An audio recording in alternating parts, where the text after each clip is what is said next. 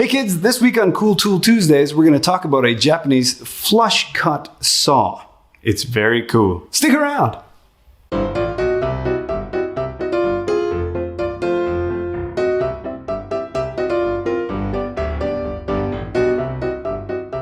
So the first question you might think of is why a Japanese one as opposed to like a traditional Western kind of gents saw, kind of on the push kind of saw for this kind of thing? The answer is Japanese saws cut on the pull stroke, which gives you better control.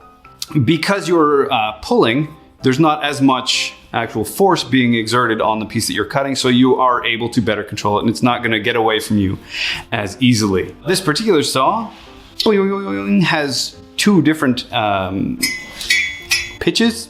The very fine side is for cutting into the side grain or the long grain of the timber that you are flush trimming off. The other side is for when you need a bit more, gusto? Chutzpah to get into the end grain.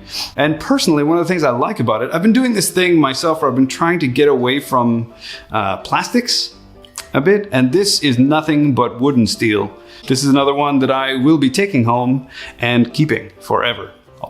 Probably pay for it too. Razorsaw is the name of the brand. Come on down to Timbecon. They've got tons of them and you should buy one.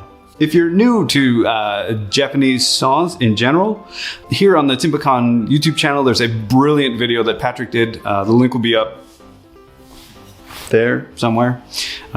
So go check that out. It's very good. Like always, for everything you need to know to get woodworking, come on down to Timbecon, talk to the guys in the shop here. They know everything you need to know to do stuff with wood. And I'll see you next time.